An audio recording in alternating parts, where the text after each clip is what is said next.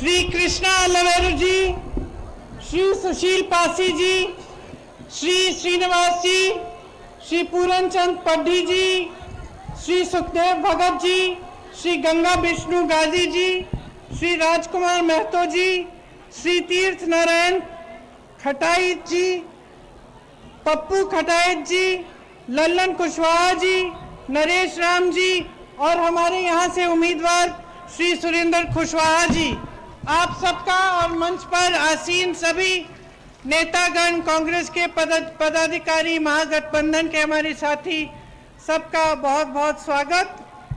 और मेरी बहनों,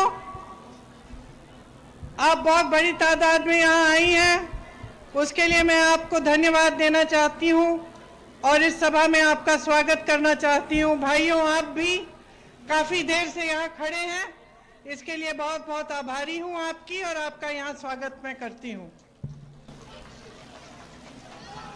देखिए, ये जो आपकी धरती है, इस पर पूरे देश को गर्व है, क्योंकि यहीं से, बिहार की धरती से हमारा जो स्वतंत्रता का आंदोलन है महात्मा गांधी जी ने शुरू किया। आपके यहाँ के किसानों ने उनको प्रेरित किया कि इतना बड़ा साम्राज्य सामने है, इतना दबाव है, इतना संघर्ष है, लेकिन महात्मा गांधी जी को प्रेरित किया कि आप लड़िए, हम आपके साथ खड़े होकर लड़ेंगे, इस देश को आजाद करेंगे और इस साम्राज्य को शिकस्त देंगे। ये आप जानते हैं कि कितनी बड़ी बात है कि यहां से आपके ही पूर्वजों ने इसी इलाके से, चंपारण से, ये काम शुरू कराया और आपके पूर्वज में से कई शहीद हुए होंगे, कई लोगों ने अपनी जान दी होगी इस स्वतंत्रता संग्राम के लिए, चाहे वो किसी भी जाति के थे, किसी भी धर्म के थे। और हमारी आज़ादी ने हमें सबसे महत्वपूर्ण चीज़ क्या दी? हमारा एक संविधान दिया। बहनों, अच्छी तरह से समझो इस संविधान का क्या मतलब है। ये जो संविधान दिया हमें आज़ादी की लड़ाई ने, जो लोकतंत्र दिया, इसमें आपको वोट मिला। वोट करने जाती हो ना? जाती हो कि नहीं? जाती हो? तो ये जो वोट का अधिकार है, ये संविधान ने दिया। क्यों दिया? ताकि सारी जो शक्ति है ना लोकतंत्र में, वो आपके हाथों में हो, जनता के हाथों में हो। गांधी जी चाहते थे कि ये देश जब बना तो इस देश को जनता ही चलाए, इसीलिए ये लोकतंत्र बनाया गया। इसीलिए जितने भी अधिकार आपको मिलते हैं वो संविधान के तहत मिलते हैं। आप वोट डालते हो, आपको नागरिक माना जाता है और जितनी भी सरकारी स्कीम है, जो सरकार पैसे भेजती है, जो सरकार राशन भेजती है, जो रोजगार मनरेगा में मिलता है, ये सब इसीलिए मिलता है। तो आपको मालूम होगा कि आज की क्या परिस्थिति है हमारे देश की। जिस तरह एक समय एक अंग्रेजी साम्राज्य था, उससे कोई कम नहीं है मोदी जी का राज।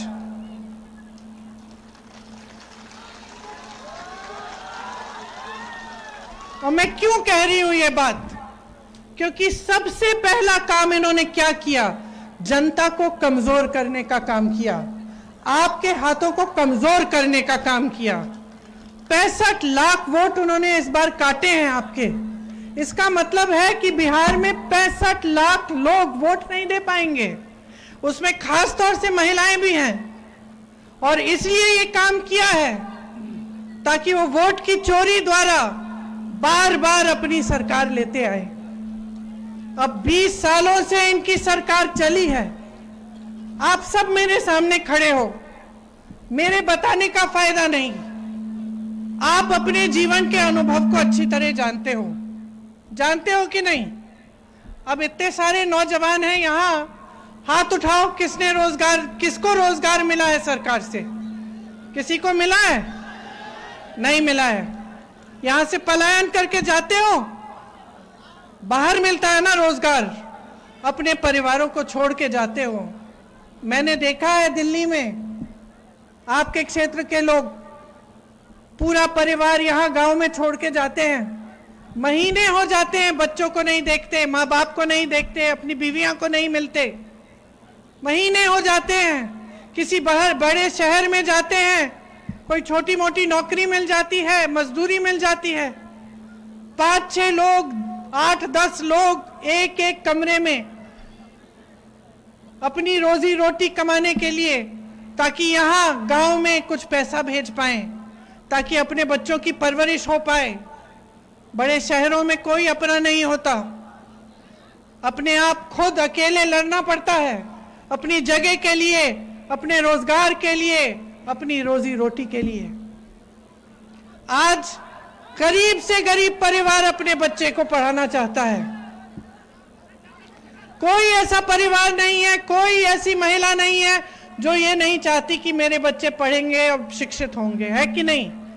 अभी मैं उधर गई थी जहां बुनकर हैं, महिलाएं बुनकर हैं, शॉल बुन रही थी। वहां पे शायद एक संस्था है जिसके द्वारा वो कमाती हैं। मैंने पूछा कि बहन आपके बच्चे कितने हैं? बताया कि मेरे 3 बच्चे हैं। दूसरी बहन ने बताया कि मेरे 4-5 बच्चे हैं। तो मैंने पूछा क्या बच्चों को पढ़ाती हो? तो बोला हाँ। मैंने कहा कैसे? पति क्या करता है? पति खेती करता है। मैंने पूछा कि खेती से कितना कमा पा रहा है? कहती है कि खेती से इतना कमा लेता है कि हमारे पेट में भोजन मिल जाता है, और बाकी मैं कमा रही हूं जिससे मेरा परिवार चल रहा है। यह है आपकी सच्चाई। सच्चाई यह है कि आज खेती से कमा नहीं पा रहे हो। एक जमाने में खेती काफी थी, खेती करते थे, कमा लेते थे। आज खेती का सारा सामान महंगा है कि नहीं? सरकार ने कभी टैक्स लगा दी कुछ चीजों पे, ट्रैक्टर, ये वो, बाकी फिर तेल के दाम बढ़ गए। खेती जो उपज है तुम्हारी उसका सही दाम नहीं मिलता, जो न्यूनतम समर्थन मूल्य सरकार को देना चाहिए वो नहीं मिलता, खाद नहीं मिलती समय पे, तो कैसे कमाओगे? तो खेती से कमा नहीं रहे हो। ये लोग सुबह से शाम तक भाजपा के नेता जवाहरलाल नेहरू को गाली देते रहते हैं, कहते रहते हैं कि जो भी इस देश में खराब है वो पंडित जवाहरलाल नेहरू ने ही किया। आज अमेरिका में एक अमेरिकन शख्स ने चुनाव जीता, बड़ी शहर है न्यूयॉर्क, वहां उन्होंने जवाहरलाल नेहरू की बात की, और यहां जवाहरलाल नेहरू के देश में हम रोज रोज भाजपा के नेता उनका अपमान करते हैं। सोचिए, और ये भी सोचिए कि ये जितनी भी उद्योग हैं जो बिहार में लगे, जितनी भी बड़े बड़े उद्योग हैं, जितने भी कारखाने लगे जिससे लोगों को सरकारी नौकरी मिलती थी, उसका क्या किया इन लोगों ने? आपको याद होगा, आपके माता पिता को याद होगा कि एक समय में जो सरकारी रोजगार होता था, सरकारी नौकरी होती थी, उसके लिए लोग तड़पते थे कि किसी ना किसी तरह हमें सरकारी कारखाने में लगवा दो, हमारी जिंदगी बन जाएगी, अच्छा वेतन मिलेगा, पेंशन मिलेगा, जिंदगी भर हमें चिंता नहीं करनी पड़ेगी, समय समय पे छुट्टियां भी मिलेंगी। इन्होंने क्या किया? मोदी जी ने क्या किया? सारे बड़े बड़े कारखाने, इस देश के हवाई अड्डे, इस देश के बंदरगाह, इस देश की फैक्ट्रियां अपने 2 बड़े बड़े मित्र जो बड़े सेठ हैं उनको दे दी, उनको सौंप दी। आप आज अगर सरकारी नौकरी ढूंढने के लिए जाएंगे तो आपको क्या मिलेगा कि सरकारी कारखानों में भी ठेकेदारी चल रही है, लैटरल एंट्रियां हो रही हैं। इसका मतलब है कि जो देश की संपत्ति थी, जिससे आपको रोजगार मिलता था, आपको नौकरी मिलती थी, वो भी खत्म हो गई। अब यहाँ छोटे छोटे व्यापारी होंगे, कोई दुकानदार है, कोई अपना छोटा सा व्यापार शुरू करना चाहता है, जैसे ये है, जैसे ये जो शॉल बुनने का व्यापार है, इनके लिए कितनी मुश्किल कर दी है, ये भी नहीं कमा पा रहे हैं। तो अगर आप एक अच्छी तरह से देखें और समझें तो इन 20 सालों में इस सरकार ने क्या किया है। मेरी बहनें, कितनी महंगाई है। आप आज दुकान जाती हो, छठ का त्योहार है, दिवाली का त्योहार है, कुछ खरीद पाती हो? आधी चीजें छोड़ के आ जाती होगी क्योंकि खरीद नहीं पाती हो। महंगी हो गई है हर चीज, सब्जी महंगी, दाल महंगी, सब कुछ महंगा। तो त्योहार आता है तो डर लगता है कि मेहमान आएंगे, खिलाएंगे क्या, है कि नहीं? घबराहट होती है। बच्चा बीमार पड़ता है तो घबराहट होती है कि इलाज कैसे करेंगे, प्राइवेट में ले जाना पड़ेगा, पैसे लगेंगे खूब सारे। बेटी की शिक्षा करानी है, बेटे की शिक्षा करानी है, अगर बेटा बड़ा है तो नौकरी के लिए जो पेपर है उसके लिए फीस जमा करनी है, ट्यूशन लगवाना है, लोन लेना पड़ता है, लोन लेते हैं ब्याज देना पड़ता है। कैसे गुजारा कर रहे हो? मेरा सवाल ये है कि कैसे गुजारा कर रहे हो? बड़े बड़े नेता आते हैं, भाजपा के प्रधानमंत्री जी आते हैं, गृह मंत्री जी आते हैं और पता नहीं कैसी कैसी बातें करते हैं। मैं कल देख रही थी प्रधानमंत्री जी भाषण दे रहे हैं और उनकी चिंता क्या है?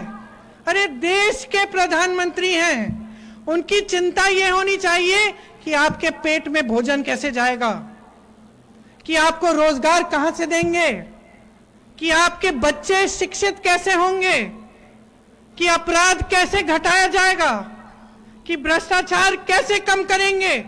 और प्रधानमंत्री मोदी जी क्या कह रहे हैं मंच पे खड़े होकर कि कांग्रेस पार्टी के पोस्टरों को देखिए, उसमें तेजस्वी जी का चित्र नहीं है।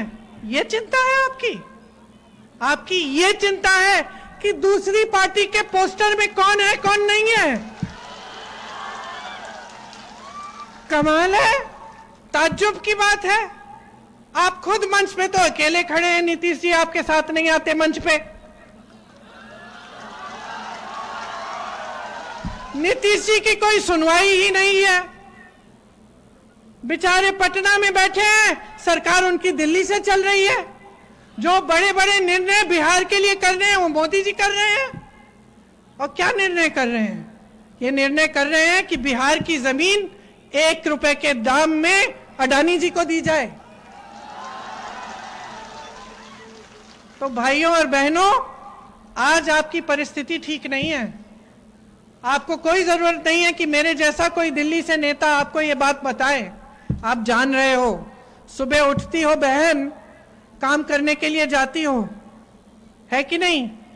कुछ ज्यादा कमा नहीं पाती, घर आती हो, घर में जो कुछ है, जो भी है, उसी से खाना बना के पका के अपने बच्चों को खिलाती हो, अपने पति को खिलाती हो, अगर परिवार में बुजुर्ग हैं उनको खिलाती हो, खुद आखिर में खाती हो अगर कुछ बचता है, कभी कभी खाली पेट सो जाती हो। कोई तुम्हारी सहायता नहीं करता, कोई तुम्हारी सुनवाई नहीं करता, कोई आकर हाथ नहीं पकड़ता कि चलो हम मदद करेंगे। मुझे समझाने की जरूरत नहीं है, तुम जानती हो, अच्छी तरह जानती हो। और जब चुनाव के पहले वही 20 साल पुरानी सरकार चुनाव के 1 हफ्ते पहले तुम्हें 10,000 रुपए तुम्हारे खाते में भेजती है, अपने मन में करती होगी कि 20 सालों से क्यों नहीं भेजा। तो ये सवाल करती होगी कि मैं तो 20 सालों से भूखी हूं, मैं तो 20 सालों से संघर्ष कर रही हूं, मेरा संघर्ष तुम पहचान नहीं रहे हो। आज चुनाव आ रहा है तो मुझे पैसे भेज रहे हो ताकि मेरा वोट मिल जाए, पूछती होगी। बहनों, हम बहुत समझदार होते हैं, इन पुरुषों से ज्यादा समझदार होते हैं हम। ये इन चक्करों में पड़ सकते हैं, हम नहीं पड़ेंगे। हम समझते हैं नियत। सबसे पहली चीज महिला नियत समझती है। अपनी बेटी की शादी के लिए अगर लड़का ढूंढना पड़ेगा तो सबसे पहले तुम उस लड़के को देख के बोलोगी इसकी नियत ठीक नहीं है, इससे नहीं कराऊंगी मैं शादी। करोगी कि नहीं? हंस रही हो। बिल्कुल, मेरी भी बेटी है, मैं जानती हूं, एकदम पहचान लेती हूं मैं किसकी नियत ठीक है किसकी नहीं है। तो मैं सिर्फ इतना कहूंगी आपको, 10,000 रुपए आए चुनाव से पहले। भाजपा की सरकार ने, मोदी जी ने बड़ा बड़ा ऐलान किया, लो 10,000 दे रहा हूं।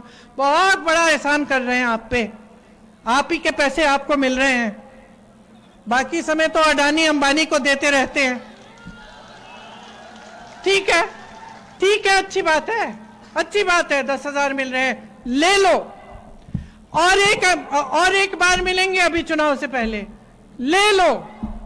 उससे कुछ अच्छा उसको बचा लो, बच्चों के लिए कुछ अच्छा कर लो, घर की मरम्मत कर लो, किसी का इलाज कराना है करा लो।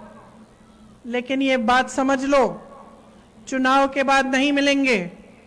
ये सब सिर्फ चुनाव के लिए है। नियत समझ लो। जिसने इस देश की जमीन बड़े बड़े सेठों को दी, जिसने इस देश के कारखाने बड़े बड़े सेठों को दिए, जिसने इस देश की संपत्ति बड़े बड़े सेठों को दिए, जिसने इस देश के में बड़े बड़े सेठों को लाखों करोड़ रुपए के लोन माफ कर दिए, लेकिन इस देश के किसान का 1 रुपया माफ नहीं किया, उसकी नियत को समझो। उसकी नियत सही नहीं है। पैसे लो और वोट अपने दिल से, अपनी जमीन के लिए, अपने बिहार के लिए, अपने भविष्य के लिए, अपने बच्चों के लिए महागठबंधन को दे दो। और सिर्फ मेरे कहने से नहीं, अपनी समझ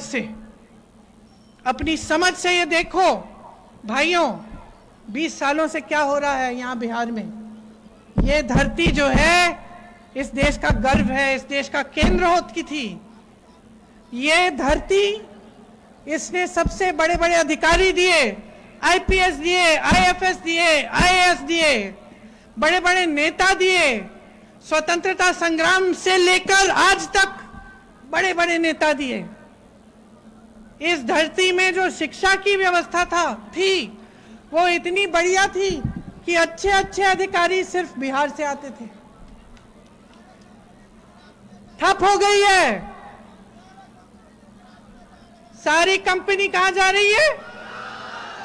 गुजरात में जा रही है। मैंने नहीं कही है बात, आपने कही है ये बात। सारी ठेकेदारियां कहां जा रही है? सारा काम किसके पास जा रहा है? कहां के सेठ है वो? सब वहां जा रहा है, सब वहां जा रहा है, सब अडानी जी, अंबानी जी के पास जा रहा है। और यहां क्या हो रहा है? जब जब चुनाव आता है, चलो जनता को एक दूसरे से लड़ा लेते हैं, वोट मिलेगा। मैं उत्तर प्रदेश में काम करती थी। एक बार एक गांव में गई, कोई सड़क नहीं थी, पैदल गई, थोड़ी देर घर के अंदर घुस गई, एक महिला मिली। मैंने कहा बच्चे पढ़ा रही हो? कहती है नहीं, पाठशाला ही नहीं है। अच्छा, तो फिर क्या करती हो? यहां बैठे रहते हैं, मैं काम करती हूं। ठीक है। पानी है? नहीं है। टूटी है लेकिन पानी नहीं आता। बिजली है?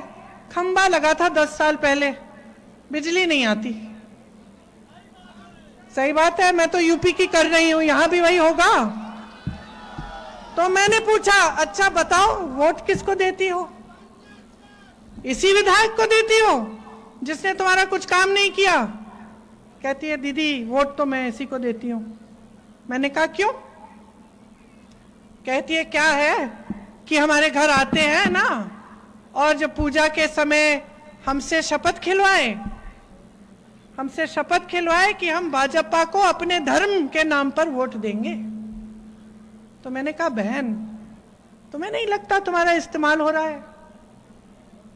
तुम्हारा पानी नहीं है, बिजली नहीं है, सड़क नहीं है, पाठशाला नहीं है बच्चों के लिए, रोजगार नहीं है, और तुम बार बार वोट दे जा रही हो, क्योंकि बार बार वो आके तुमको धर्म के नाम पर फुसला रहे हैं और धर्म के नाम पर तुम्हारा वोट ले रहे हैं। कभी धर्म के नाम पर, कभी जाति के नाम पर, कभी कुछ और कर देंगे। जहां जाओ बोलने लगते हैं कि भाई कांग्रेस वालों ने ये किया है, अपमान किया है, ऐसा किया है, वैसा किया है। ये सब फिजूल की बातें हैं, फिजूल की बातें हैं। अपना ध्यान मत भटकाओ। ये जो चुनाव है ये सबसे बड़ी चीज है। अगर इस देश में एक चीज है, एक शक्ति है जो तुम्हारे हाथों में है, समझ लो इसको। 5 साल में एक बार आता है, इसको व्यर्थ मत करो। ये जो शक्ति है तुम्हारी, इससे तुम अपना ही भविष्य बना रहे हो, अपना ही भविष्य बिगाड़ रहे हो। आपस में लड़ने से किसी का भविष्य नहीं बनेगा, किसी के धर्म का गर्व नहीं बढ़ेगा। आप लड़ोगे, आपका नुकसान होगा। आपको याद होगा जब भी कोई बड़ी लड़ाई हो गई है किसी धर्म के बीच, 2 धर्मों के बीच, किसी नेता का नुकसान हुआ? किसी नेता का जनाजा निकला? कोई नेता मिला आपको पड़ा अस्पताल में जिसकी अच्छी खासी पिटाई की थी? नहीं ना। कौन था? कौन था अस्पतालों में? किसके जनाजे निकले? गरीबों के, गरीबों के। हमेशा जब जब लड़ाई होती है तो नुकसान आपका होता है, खून आपका बहता है, लड़ाई आपकी होती है। बहनों, आप समझो इस बात को। आपके पास आते हैं, कहते हैं धर्म के नाम पर वोट दो।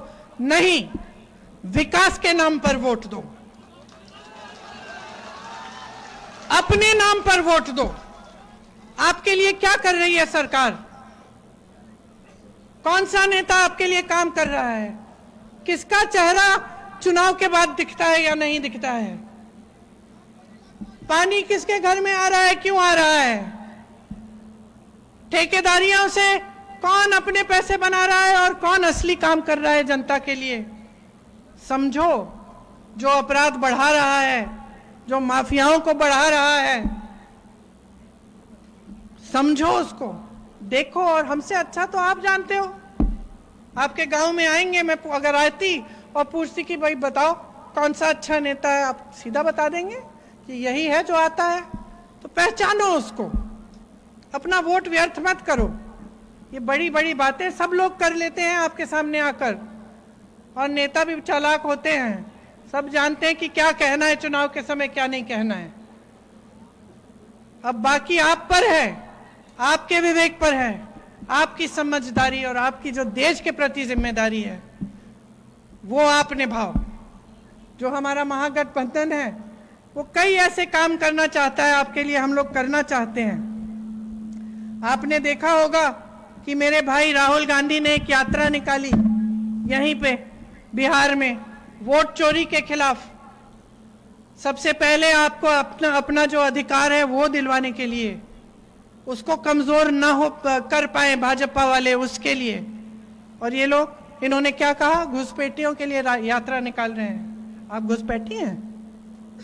बिहार की जनता घुसपैठी है। जब मेरे भाई ने यात्रा निकाली वो आपके अधिकारों के लिए निकाली। और भाजपा के नेता क्या कहते हैं इसके बारे में? क्योंकि वो नहीं चाहते कि आपके अधिकार मजबूत बने, वो नहीं चाहते कि सामाजिक न्याय की लड़ाई लड़ी जाए। आज प्रतिनिधित्व नहीं है आपका। बहुत जगहों आप जहां भी देखो तो पूरी तरह से प्रतिनिधित्व नहीं है। हर जाति का होना चाहिए, अति पिछड़ी जातियों का, पिछड़ी जातियों का, अल्पसंख्यकों का, दलितों का अच्छी तरह से प्रतिनिधित्व होना चाहिए। सही से रोजगार मिलना चाहिए, सही से मौके मिलने चाहिए। यही हमें हमारे संविधान में लिखा है। इसी संविधान के लिए महात्मा गांधी जी लड़े, इसी संविधान के लिए आज तेजस्वी जी, राहुल जी, हम सब लड़ रहे हैं। ये आपकी लड़ाई है, इस लड़ाई को पहचानिए। युवाओं के लिए हम जानते हैं कि आपके पेपर लीक होते हैं, और उससे कितना नुकसान होता है। जो बच्चा फीस दे देकर, ट्यूशन भर भर कर, फॉर्म भर भर कर पेपर दे रहा है, फीस भरता है फॉर्म का, फिर भी वो पेपर लीक होता है, घोटाला होता है, उस बेचारे को नौकरी नहीं मिलती, उसका समय बर्बाद हो रहा है, उसकी जवानी बर्बाद हो रही है। कई बच्चे 28-28 साल के होते हैं, नियुक्तियां का इंतजार कर रहे हैं, नियुक्तियां होती नहीं है। हाँ, जानती हूं मैं, यूपी में भी यही हाल है, पेपर लीक पे पेपर लीक। ऐसे बच्चे जो 28 साल के हो गए हैं, शादी नहीं हो पा रही है, नौकरी नहीं मिल पा रही है, पेपर लीक हो रहा है हमेशा, बार बार एग्जाम दे रहे हैं, बार बार लीक हो रहा है, बार बार बेचारे आशा उम्मीद रख के बैठे हैं। तो हम चाहते हैं कि आप जब फॉर्म भरोगे इम्तिहान के लिए तो कोई फीस नहीं होगी। हम चाहते हैं और हम करेंगे कि जब पेपर देने जाओगे तो पेपर जो एग्जाम का सेंटर है वहां तक आने जाने का आपको कोई निःशुल्क, आप जाओगे और निःशुल्क आओगे। हम अगर पेपर लीक होगा तो सख्त से सख्त कार्रवाई करेंगे और एक जॉब का कैलेंडर बनेगा जिसमें जिस दिन आपका पेपर है उसका डेट, जिस दिन आपका रिजल्ट आएगा उसका डेट, जिस दिन आपकी नियुक्तियां होंगी उसका डेट, सब पहले से हम तय करेंगे। और अगर इधर उधर हुई, अगर किसी अधिकारी ने या किसी ने घोटाला करने की कोशिश की तो सख्त से सख्त कार्रवाई करेंगे। हम चाहते हैं कि ये जितने भी नौजवान हैं यहाँ जो गरीब परिवार के हैं, कोई अपना छोटा सा बिजनेस शुरू करना चाहता हो तो छोटा सा अपना व्यापार यहीं पे पलायन करने के बजाय तो उसको 2 लाख रुपए सरकार देगी कि लो अपना बिजनेस शुरू करो। चाहते हैं कि जो गरीब परिवार हैं, जिस परिवार में एक भी रोजगार नहीं है, उसे कम से कम एक सरकारी नौकरी देने की हम पूरी कोशिश करेंगे। जो लाखों सरकारी पद खाली हैं उनको भरने का काम सबसे पहले हम करेंगे। मेरी बहनें, आपके लिए भी हमने सोचा है, आज जो सिलेंडर आप इतना महंगा खरीद रहे हो इसको हम 500 रुपए का करेंगे। और हमने जहां जहां कांग्रेस की सरकारें हैं हमने ये काम किया है, सिलेंडर का दाम हमने घटाया है।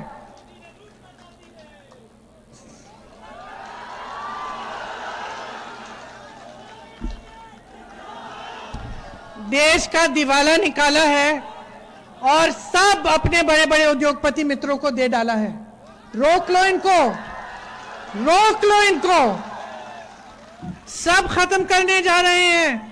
कल क्या पता चुनाव होंगे कि नहीं होंगे, इतनी बड़ी चोरियां हो रही हैं चुनाव में। आज मेरे भाई ने सबके सामने हरियाणा के चुनाव की बातें बताई हैं, किस तरह से पूरा चुनाव चोरी किया है।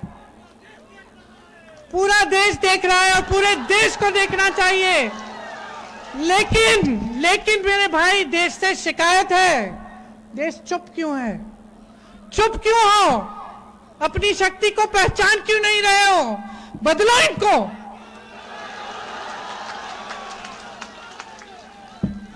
खदेड़ दो इनकी सरकार को, एक नई सरकार बनाओ जो मेरी बहनें आपके लिए हर महीने 2500 रुपए आपके खाते में डालेगी, जो हर गरीब परिवार को एक मकान या 3 से 5 डिसमिल जमीन देगी और वो जमीन मेरी बहनों आपके नाम होगी। एक ऐसी सरकार लाओ जो आपकी बच्चियों को पढ़ाएगी, लिखाएगी और रोजगार देगी, ताकि सिर्फ बेटा नहीं, बेटी भी गर्व से अपने परिवार के लिए पैसे कमाएगी। मेरी बहनें, ऐसी सरकार लाओ जो कांग्रेस में राजस्थान की सरकार थी जिसमें 25 लाख रुपए का इलाज आपको मुफ्त मिलेगा। कांग्रेस की जो राजस्थान की सरकार थी उसमें कैंसर के पेशेंट, हार्ट के पेशेंट, लिवर के पेशेंट, सबका इलाज मुफ्त हो रहा था। मैं मिली थी ऐसे लोगों से, रोकर मुझे धन्यवाद देते थे कि आपकी सरकार, कांग्रेस की सरकार ने हमारा पूरा इलाज कराया, हमें एक पैसा नहीं देना पड़ा। एक महिला ने मुझसे कहा कि बहन ऐसा पूरे देश में लागू करो, पूरे देश में लागू करो, क्योंकि इलाज इतना महंगा होता है, कमर टूट जाती है, दिल टूट जाता है, परिवार उजड़ जाता है इलाज कराते जब बड़ी बीमारी होती है। तो हम चाहते हैं कि यही बिहार में लागू हो कि 25 लाख रुपए तक आपको मुफ्त इलाज मिले।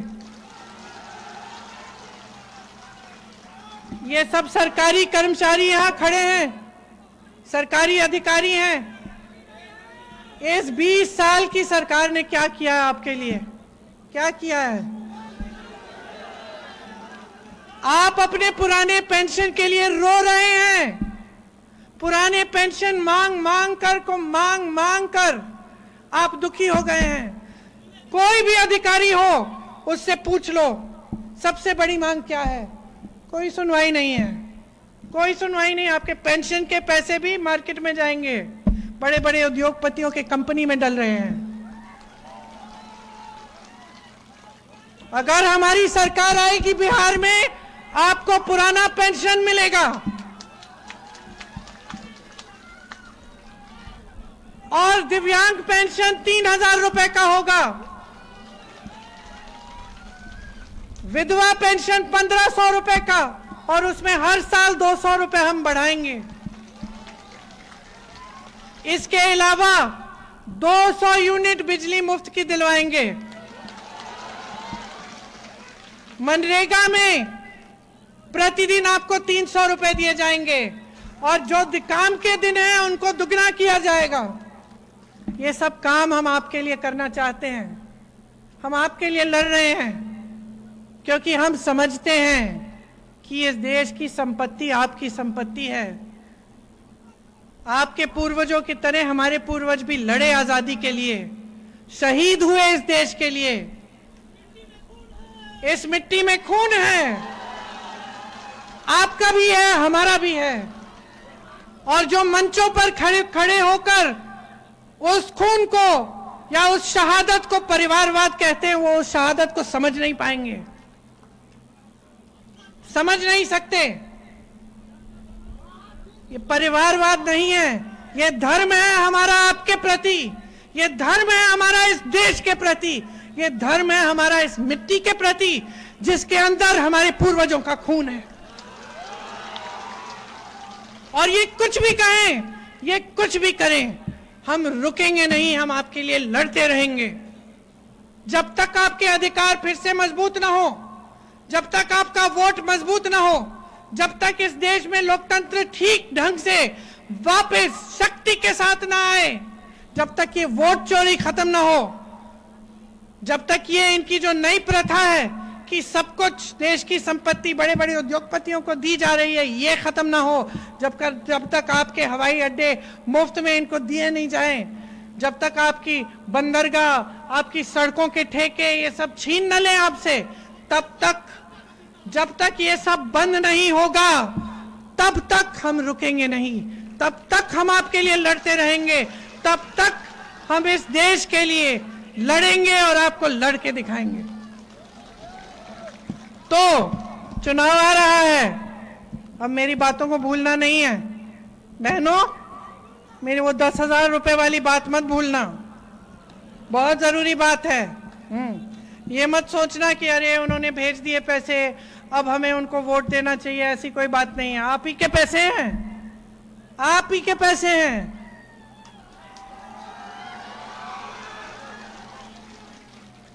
आप वोट अपने मन से दो, जो ठीक काम कर रहा है आपके लिए उसको दो, जो इस देश को बनाएगा उसको दो। और मेरे भाइयों, थक गए होगे आप पलायन करके, बड़े बड़े शहरों में रह के, खून पसीना बहा के फिर भी कमा नहीं पा रहे हो, थक गए होगे और सुनवाई नहीं है, इधर उधर भटकते हो कि हमारा छोटा मोटा काम हो जाए, घूस देनी पड़ती है, भ्रष्टाचार चरम पे है, थक गए होगे। इस थक को दूर कर, मन बनाओ, एक नई सरकार लाओ, एक ऐसी सरकार जो आपके हित में काम करे। महागठबंधन की वही सरकार होगी। बहुत समय ले लिया मैंने आपका और आपने बड़ी ध्यान से मेरी बातें सुनी। तो पोलिंग के दिन, वोट के दिन भी याद रखना, वोट अपने लिए होना चाहिए, अपने भविष्य के लिए। बहुत बहुत धन्यवाद। एक बार मेरे साथ इस महान धरती की जय करते हैं। बिहार की धरती की जय, बिहार की धरती की जय हिंद।